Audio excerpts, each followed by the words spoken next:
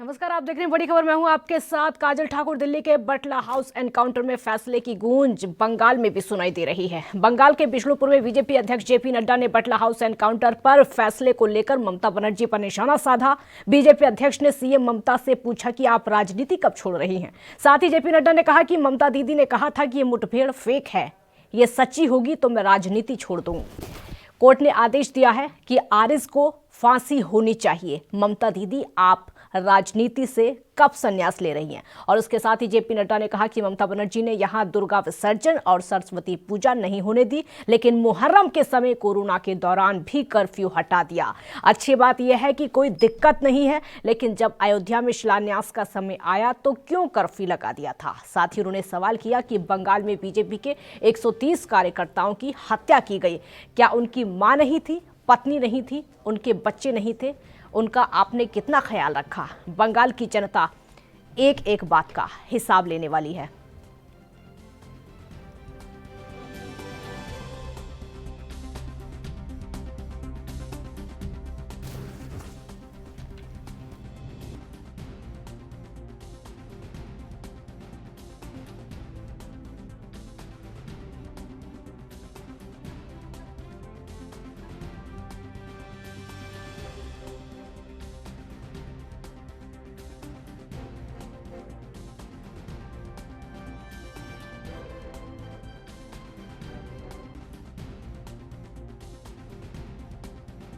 देखने को मिला है जेपी नड्डा ने एक बार फिर से ममता बनर्जी पर निशाना साधा और सीधे सीधे सवाल पूछा गया कि ममता बनर्जी, आप इस्तीफा कब देंगी, राजनीति कब छोड़ रही हैं? ममता बनर्जी से सवाल पूछा गया।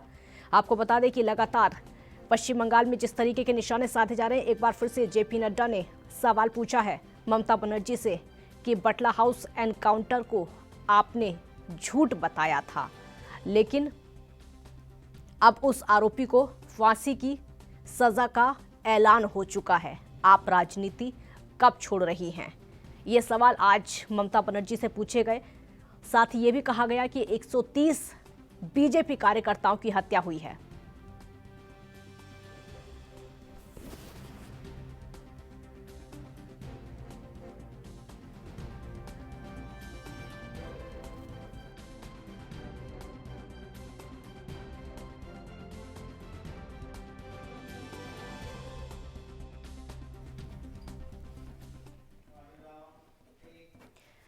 और चर्चा में शामिल होने के लिए हमारे साथ विजेंद्र सिंह सोलंकी बीजेपी से जुड़ गए हैं। बहुत स्वागत है आपका सोलंकी जी। विजेंद्र जी, जेपी नड्डा तो ममता बनर्जी के इस्तीफे की मांग कर बैठे। वैसे तो जो किया है राष्ट्रीय अध्यक्ष जी ने उचित ही है, उचित ही होगा। हाँ। परंतु मुझे नहीं लगता कि इस्तीफे की आवश्यकता है। वो तो महीने 15 दिन के अंदर स्वयं ही पाताल लोक चली जाएंगी। जनता जो फैसला सुनाने जा रही है तो वो तो सर्वविदित है। पूरा देश इस बात को भांप गया है कि वो उनकी सत्ता जा रही है और भाजपा की सत्ता आ रही है। और अभी आप चर्चा में आवाज आ रही है ना मेरी, काजल? जी बिल्कुल आ रही है, आपकी आवाज बोलिए। तो अभी चर्चा में आपने आधा मिनट पहले ये जो बात रिपीट की थी कि दिल्ली वाला जो कांड एनकाउंटर के बारे में, बटला हाउस वाला, तो उसमें मैं आपको बहुत स्पष्ट बताऊं कि पूरे देश को मालूम है कि चिल्ला चिल्ला के ममता ने बोला था कि मैं, अगर ये फर्जी एनकाउंटर ना हुआ तो मैं राजनीति से संन्यास ले लूंगी। अब तो आलम ये है उनका, मेरी समझ में आता है, अगर आप हिंदी के एक मुहावरे को समझते हो, कि ये उन पर लागू होता है कि चोरी और सीना जोरी, यानी कि भ्रष्टाचार, कट मनी, टोल, जने क्या क्या और इस तरह के वक्तव्य, जैसा कि एनकाउंटर के बारे में बोला था, पूरा देश जानता है। तो और कहां लागू होगा ये फार्मूला, ये लोकोक्ति, ये जो मुहावरा है, कहां लागू होगा? चोरी और सीना जोरी। ममता जी ने तो पूरी देश की नाक में दम कर दिया है।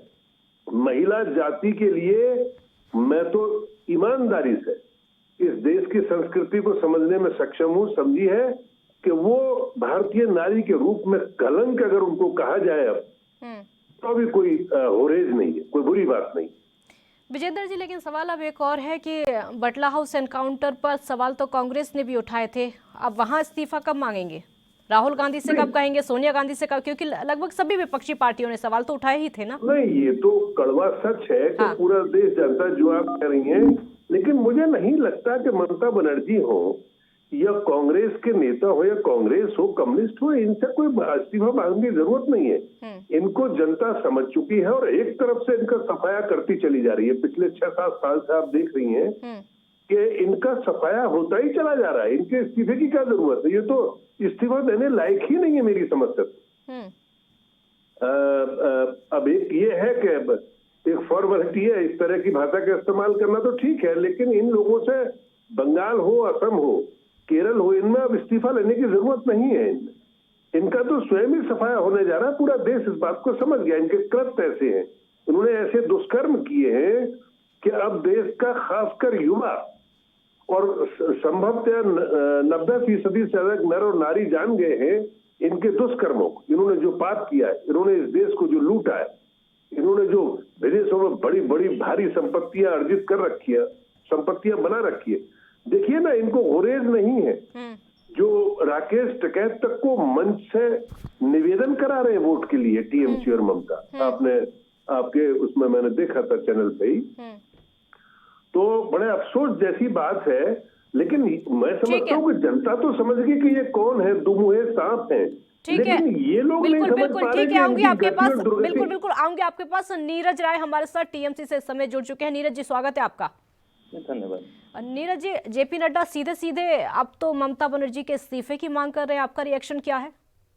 रिएक्शन क्या है, आपने अभी सुना भी, मैं विजेंद्र जी का भी मैं सुन रहा था कि ये लोग अब पहले तो देश में सबको प्रमाण पत्र बांटने का काम कर रहे थे। अब ये लोग एक नारी को भी प्रमाणित करने का ठेका लेके बैठ गए हैं लोग। बंगाल के अंदर ये लोग देखिए, एक संगठित गिरोह का पूरा झुंड गया है एक नारी को हराने के लिए।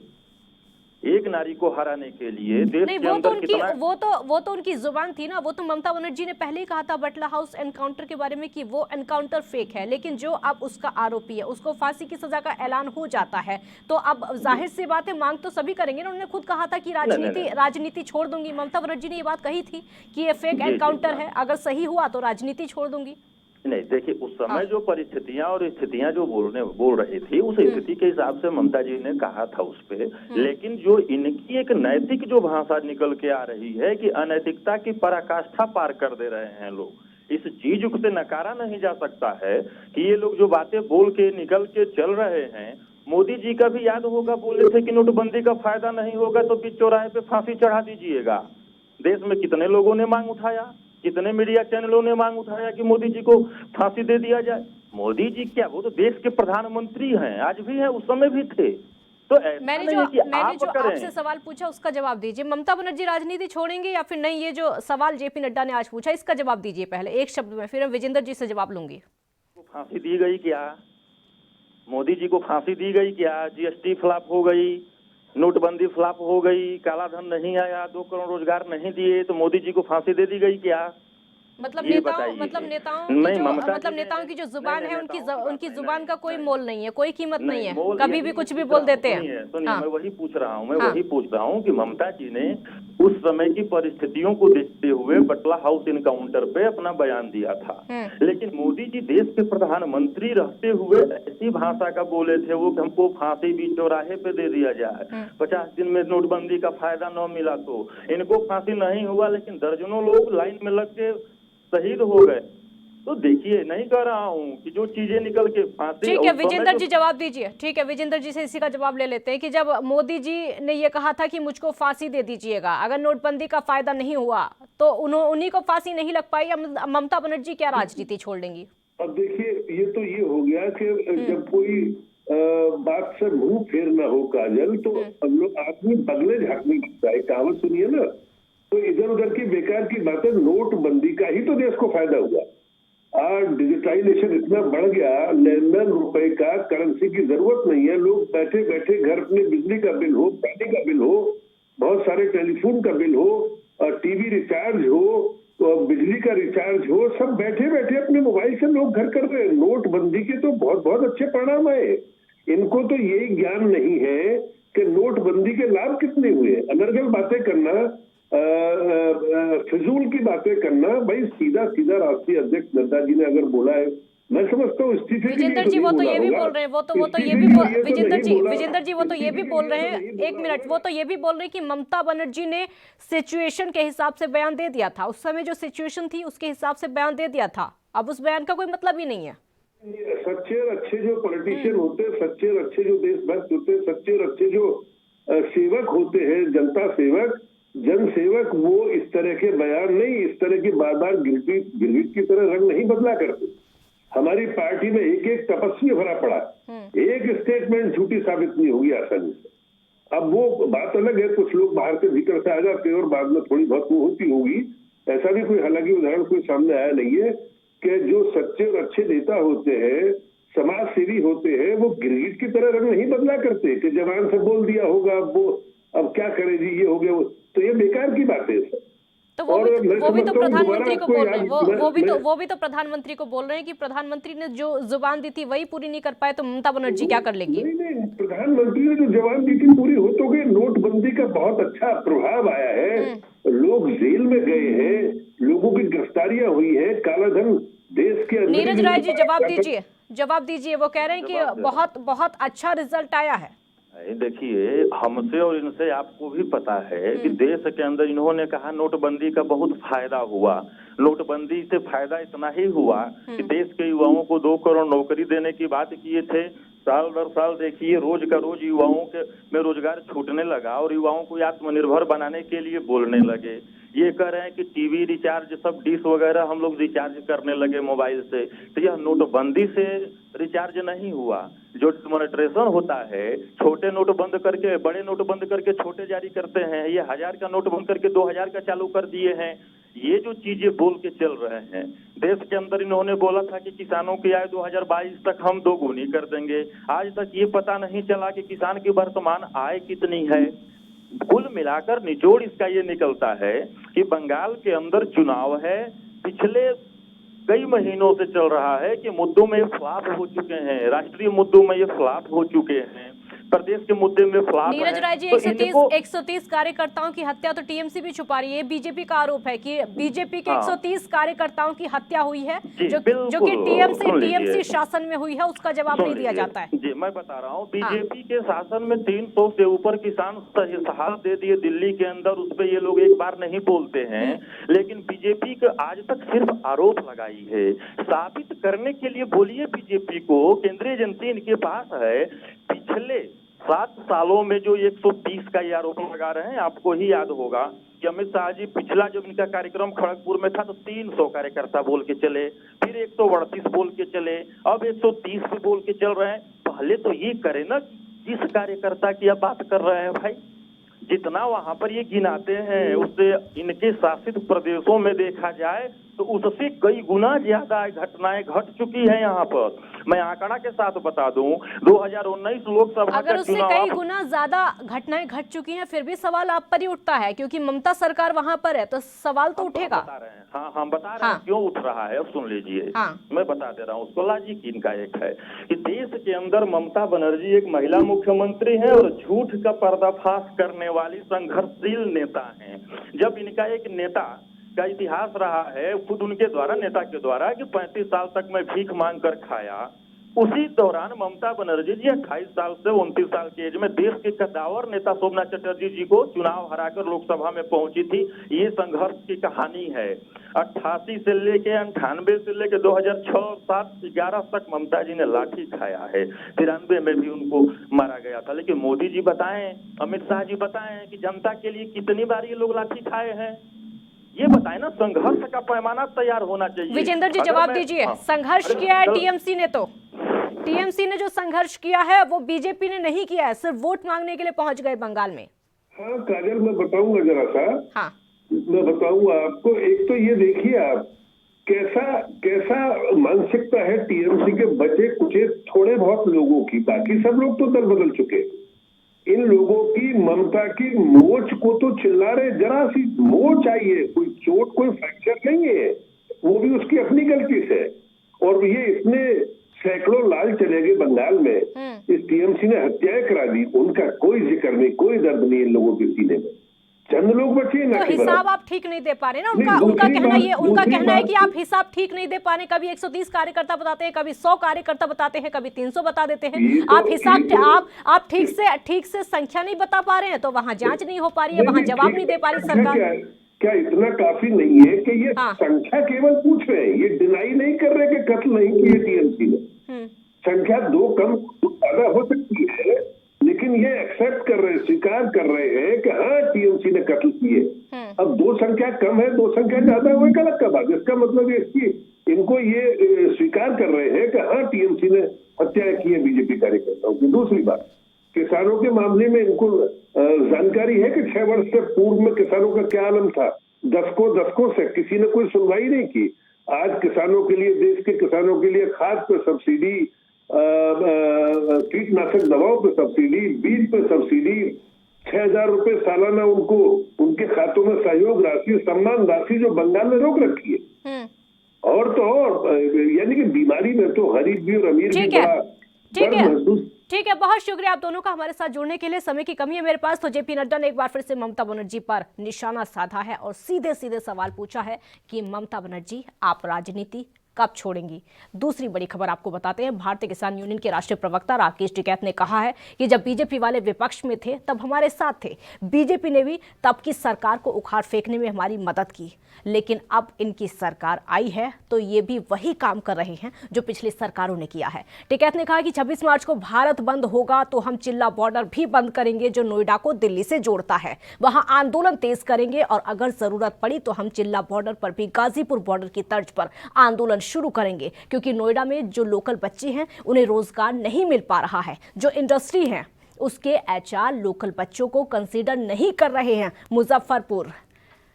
मुजफ्फरनगर, उसके अलावा कई ऐसी जगह हैं, चाहे वो बिहार की जगह हो या फिर उत्तर प्रदेश की जगह हो, गाजियाबाद हो, बागपत हो, नोएडा हो, यहाँ पर जितने भी दूर दूर से लोग आते हैं उनको नौकरी नहीं दी जाती है। खास तौर पर नोएडा के लोगों को, ये लोग कहाँ जाएंगे। राकेश टिकैत ने जातिवाद पर कहा कि हम जातिवाद नहीं फैला रहे हैं, जातिवाद तो फैक्ट्री वालों ने फैला रखा है। गुजरात के नमक के किसान बर्बाद हो गए हैं, वो बंधन में हैं। गुजरात के नमक किसानों को आज़ादी दिलवाने के लिए वहाँ भी जाएंगे। और वहीं टिकैत ने यह भी कहा कि अभी किसानों के नेता बंदी आंदोलन चलाएंगे। नेता बंदी आंदोलन ये है कि जो भी नेता बोलना चाहते हैं वो आज़ाद होकर बोल सकते हैं, चाहे वो किसी पार्टी के हों। टिकैत ने यह भी कहा कि बहुत सारे वरिष्ठ नेता हैं जो बोलना चाहते हैं लेकिन बोल नहीं पा रहे हैं। कई लोग ऐसे हैं जो कि टीवी पर नहीं बोल रहे हैं, उन्हें भी खुलकर सामने आना चाहिए और बोलना चाहिए।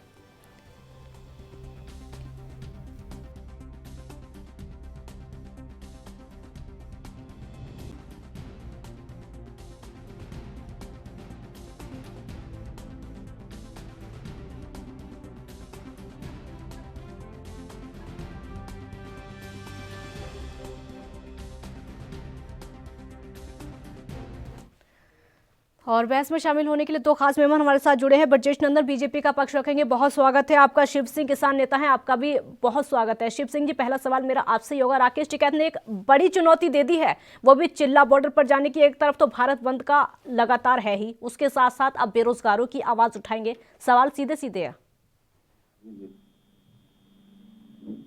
बताएं। आवाज सुन पा रहे मेरी?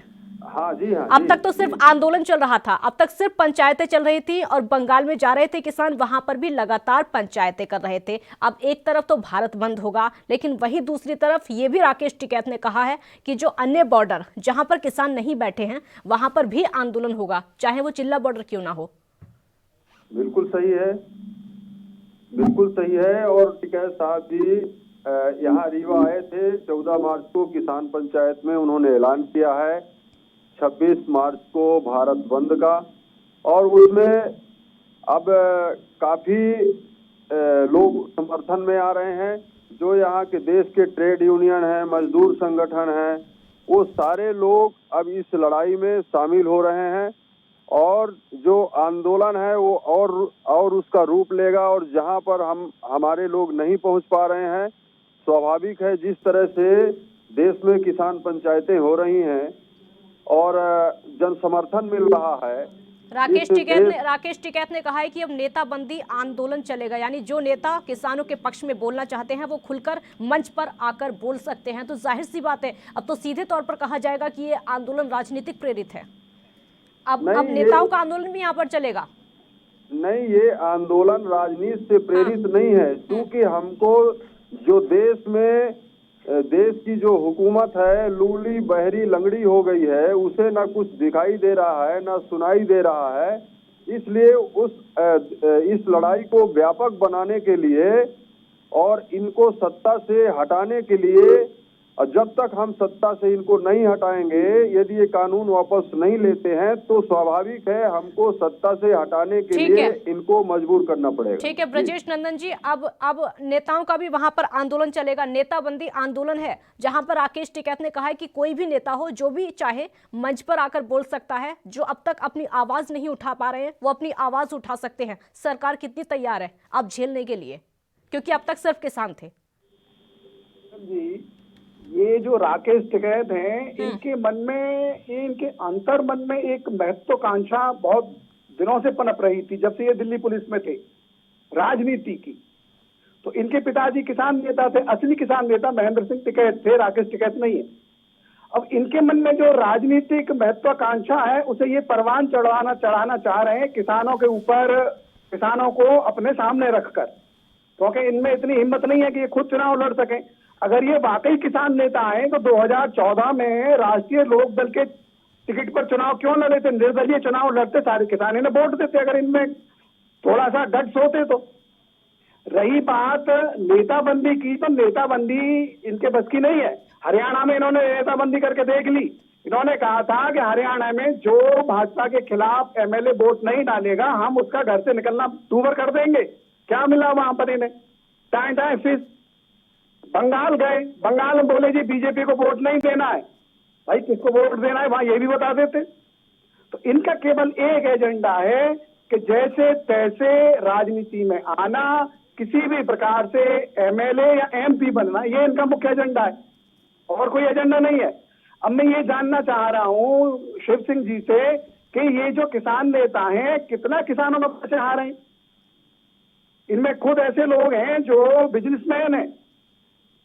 शिव सिंह जी जवाब दीजिए। ठीक है, जमीनों को हड़पा है। ठीक है, शिव सिंह जी जवाब दीजिए कि राकेश टिकैत खुद नेता बनना चाहते हैं, खुद राजनीति में बनना आना चाहते हैं, जिसके चलते वो किसानों के कंधे पर बंदूक रखकर चला रहे हैं और किसान कुछ नहीं समझ पा रहे हैं। देखिए, अभी आपने कहा कि महेंद्र सिंह टिकैत साहब असली किसान नेता थे, है ना?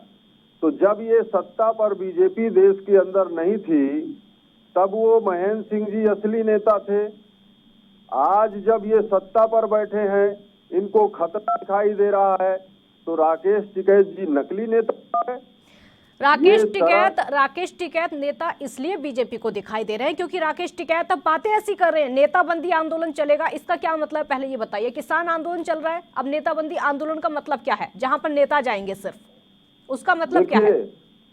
देखिए, नेता, यदि चाहे वो नेता हो, चाहे किसान हो, चाहे कोई संगठन हो, यदि वो इस हुकूमत के खिलाफ जो जन विरोधी कार्य देश के अंदर कर रही है लगातार, महंगाई से पूरा देश त्रस्त है, बेरोजगारी से पूरा देश त्रस्त है, किसान परेशान है, प्रताड़ित है, यदि ऐसे में कोई किसान के साथ, मजदूर के साथ, गरीब के साथ खड़ा हो रहा है, इस लड़ाई में आ रहा है, तो उसका स्वागत है। अच्छा शिव सिंह जी, मेरे एक और सवाल का जवाब दीजिए। पहले जो आंदोलन हो रहा था, सिर्फ दिल्ली की सीमा पर आंदोलन हो रहा था, वहां पर किसान लगातार आंदोलन कर रहे थे, लेकिन उसके बाद किसान फैसला लेते हैं कि हम 5 जगह पर, 5 राज्यों में वहां पर जाएंगे जहां पर इलेक्शन हो रहे हैं, और वहां पर जाकर लोगों से अपील करेंगे कि बीजेपी के खिलाफ वोट दें। अब पश्चिम बंगाल में जाते हैं, वहां पर महापंचायत का आयोजन करते हैं, और वहां पर जो महापंचायत होती, यहाँ के किसान जाते हैं जो कि दिल्ली की सीमा पर बैठे हुए हैं। अब राकेश कहते हैं कि चिल्ला बॉर्डर पर आंदोलन होगा, वहां पर किसान बैठेंगे, और अब उसके बाद ये भी कहते हैं कि अब नेताबंदी आंदोलन होगा, अब उसमें नेता भी शामिल होंगे। तो इसको अगर राजनीतिक प्रेरित ना बताया जाए तो क्या कहा जाए? जो आंदोलन का मान सम्मान है ना, वो लगभग गिर चुका है। देखिए, ये अपना अपना नजरिया है बताने का। हम देश के जो किसान लीडर हैं, इस आंदोलन को और व्यापक बनाने की जो तैयारी कर रहे हैं, और इतने दिन से आंदोलन चल रहा है, सरकार अपनी अकड़ में लगी हुई है कि हमें बिल वापस नहीं लेंगे। किसान भी तो अपनी अकड़ में लगे हैं, किसान भी तो अकड़ में ही है ना। अडानी अंबानी से एडवांस ले चुके हैं, इसलिए उस आंदोलन को और गति देने के लिए देश में आपने मेरे उस सवाल का जवाब नहीं दिया। मैंने अभी बहुत सारे एग्जाम्पल आपके सामने पेश किए हैं कि इतना सब होने के बाद क्या लगता है कि ये आंदोलन राजनीतिक प्रेरित नहीं है? कोई भी सवाल उठा देगा अब तो कि नेताओं को जगह दी जा रही है, जहां पर इलेक्शन है वहां पर जा रहे हैं और वहां पर बीजेपी के खिलाफ वोट मांग रहे, मतलब जाहिर सी बात है टीएमसी को फायदा होगा। जो पर्दे के पीछे चल रहा है थोड़ा बहुत तो समझ आ रहा है ना, कितना छुपाया जाएगा? जब सरकार झुकना नहीं पसंद कर रही है तो कुछ भी कर देंगे नहीं, जब बिल वापस नहीं ले रही है तो उसको हमें तो सरकार को हटाने के लिए करना पड़ेगा, क्योंकि हमें देश बचाना है, किसान को बचाना है, गरीब मजदूर को बचाना है। चाहे राजनीतिक प्रायोजित कहा जाए, नहीं, कोई राजनीतिक प्रायोजित कोई कार्य नहीं है, और किसान अपने हक की लड़ाई लड़ रहा है और उस हक के लिए हमारे नेता बात कर रहे हैं, कोई राजनीति प्रेरित नहीं है ये। हक की बात ब्रजेश नंदन जी बात हो रही है, हक की बात सिर्फ हक की बात हो रही है, यहाँ पर कुछ और नहीं है। पूरी प्योर शुद्ध राजनीति हो रही है। किसान के हक की बात शुरू हुई थी एमएसपी को लेकर, उस समय आंदोलन सार्थक था, लेकिन जैसे जैसे आंदोलन बढ़ता गया, जैसे जैसे अराजक तत्व राजनेता आंदोलन में शामिल होते गए, वैसे वैसे आंदोलन की गरिमा घटती गई। इसका उदाहरण 26 जनवरी है और ये खालिस्तान के नारे हैं, शर्जिल इसमें उसको रिहा करो, इस तरह के जो नारे लगाए गए, देश विरोधी नारे उस आंदोलन में लगाए गए, तो उस आंदोलन की गरिमा घट गई। आंदोलन शुरू हुआ था बड़े सात्विक तरीके से, इसमें कोई दोहराई नहीं है। रही बात सरकार की, तो सरकार ने हरचंद कोशिश चाही कि आप आंदोलन हटाओ, हम बात करने तैयार हैं। और मैं एक बात और बता दूं इन्हें, शिव सिंह के लिए आपके द्वारा, कि जब सुप्रीम कोर्ट ने कह दिया है कि भाई ये जो आंदोलन है, किसानों के जो 3 बिल हैं ये लागू नहीं होंगे, आप आंदोलन वापस ले लो, तो फिर क्या परेशानी है? ये बिल तो लागू नहीं हो रहे हैं। ठीक है, सुप्रीम कोर्ट ने सीधे सीधे कह दिया। अच्छा, सुप्रीम कोर्ट ने कमेटी भी बनाई, उस कमेटी को ये लोग नहीं मानेंगे हैं। जो हमारे कृषि मंत्री हैं नरेंद्र सिंह तोमर, उनकी बात को हम नहीं मानेंगे। प्रधानमंत्री जी कह रहे हैं किसान मेरा देवता है, मैं हाथ जोड़कर उसे मना लूंगा, तो ये मानने को तैयार नहीं है। ये कौन सी जिद है?